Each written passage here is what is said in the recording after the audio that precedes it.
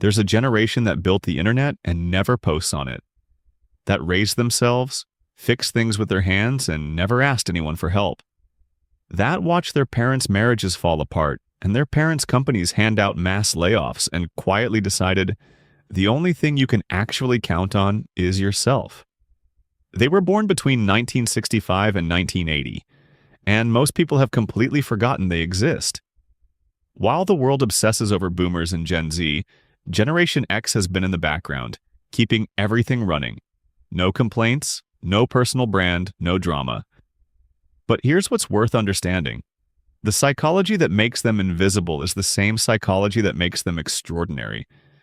It started with a key around a child's neck, and an empty house, and the moment an 8-year-old realized for the first time, that no one was coming. Let me show you what that does to a person. It's a Tuesday afternoon in 1978. School just ended. A child walks home alone, pulls a key from around their neck, and lets themselves into an empty house. No parent at the door, no after-school program, no one to ask how the day went. They put their backpack down, look in the fridge, figure out dinner, and sit down to do their homework.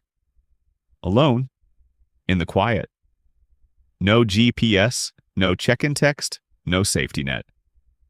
That was not an unusual childhood for Gen X. It was just Tuesday. Researchers at the time estimated that around 7 million American children between the ages of 5 and 13 regularly came home to an unsupervised house. They were called latchkey kids, named after the house key they wore around their neck like a badge they never asked for. And what happened inside those empty houses shaped an entire generation in ways we're still unpacking today. When you grow up without a buffer, you learn something fast. Every action has a direct consequence. There's no one to soften the landing, no one to intercept the mistake before it costs you something. Psychologists call this a high contingency environment. The connection between what you do and what happens next is immediate and clear. You forget to lock the door is unlocked. You don't make dinner, you don't eat. Simple. Unforgiving. Real. That kind of environment builds a very specific kind of brain. One that scans ahead. One that thinks in sequences. One that's always quietly asking, if I do this, what happens next? It's not anxiety, it's calibration. And Gen X got very good at it very early. But the empty houses were only part of the story. They also watched something happen to the adults around them that no one prepared them for. The divorce rate in America nearly doubled between 1960 and 1980. Families that looked stable from the outside came apart quietly at the dinner table. And then, just as Gen X was entering the workforce, they watched companies lay off thousands of workers who had given those companies decades of loyalty. The message was loud and clear, even if no one said it out loud. Institutions will not protect you. Promises are conditional. Stability is something you build yourself, not something you inherit. So Gen X built armor, not the kind you can see.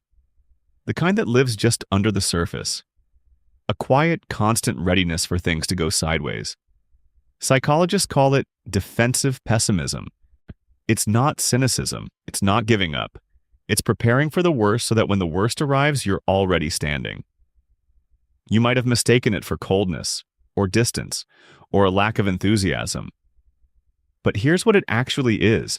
It's a person who has been let down enough times to stop pretending that letdowns don't happen. And who still shows up anyway. That takes more strength than optimism ever will. Now let's talk about something that confuses a lot of people. Gen X is invisible on social media, and it's not because they don't know how to use it. They built the internet. They were early adopters of email, of chat rooms, of the web itself. They know exactly what these platforms are and how they work. They just don't want to be on them. And the reason goes back to those empty houses. When you grow up in a world where keeping a low profile is a survival skill, you develop a very specific relationship with privacy. In the world Gen X came of age in, the less people knew about your business, the safer you were. You didn't broadcast your location. You didn't share your vulnerabilities with strangers. You kept your cards close. For Gen Z, visibility is power. Being seen is being relevant. Sharing is connecting. For Gen X, exposure is risk. Showing strangers the inside of your life is not exciting. It's unnecessary. It's a door left open that didn't need to be open. This isn't fear. It's a different calculus about what safety looks like, and it was learned a long time ago in a way that went bone deep. Now here's something worth understanding about how Gen X operates at work. They don't trust institutions, but they are ferociously loyal to competence. They watched companies discard loyal employees like they were nothing, so they stopped believing in company loyalty as a concept. They don't stay somewhere because of what the company promises them. They stay because of what they can actually do there and what they're learning. And they apply the same standard to the people above them. They don't care about your title. They don't care how impressive your LinkedIn profile looks. What they want to know is, can you actually do the thing? Do you know what you're talking about when it counts? If you can, you have their respect, completely and without reservation. If you can't, no title in the world will earn it back. This isn't arrogance. It's the same logic they applied to everything else. Results are real. Everything else is noise. Now let's talk about what Gen X can do with their hands. Before Google, if you needed to know how to fix something, you figured it out. You read the manual. You called someone who knew. You tried things until one of them worked, and you remembered what worked because you had to earn that knowledge through effort and failure. Psychologists call this deeper encoding.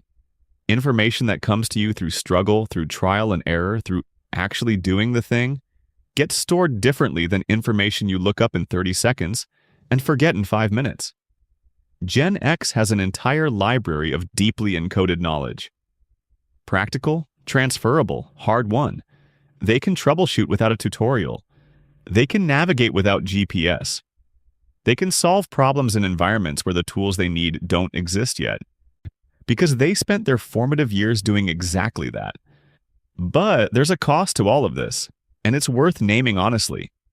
Research published in the Journal of Adult Development found that Gen X is significantly less likely to seek social support when they're under stress.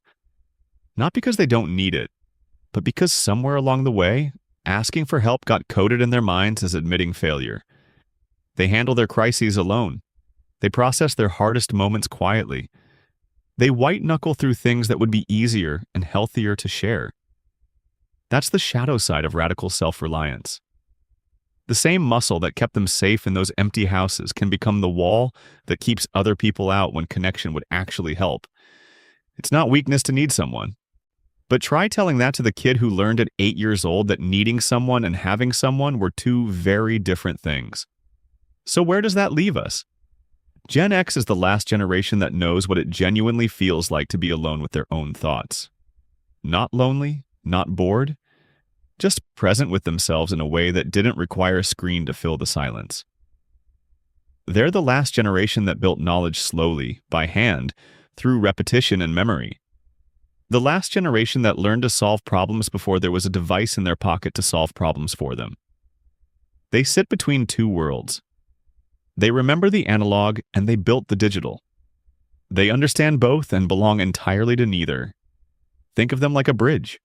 It's strong and load-bearing and designed to connect two places that could not otherwise reach each other. Walked over constantly, rarely noticed, almost never celebrated. But without them, the gap between where we came from and where we are now would be a lot harder to cross. If you're a Gen Xer watching this, I want you to hear something directly. The quiet you keep, the self-sufficiency you wear like a second skin, the way you show up and handle things without making it anyone else's problem, that's not invisibility. That's character, hard-built and real. And if you're someone who loves a Gen Xer or works with one or is simply trying to understand one, now you know a little more about where they came from, about why they are the way they are, about what it cost them to become that person. They earned every bit of it. If this kind of conversation speaks to something in you, this channel is where you belong. Minimal Psychology is here every week, exploring the science behind who we are and why we turned out this way. Subscribe, hit the bell, and I'll see you in the next one.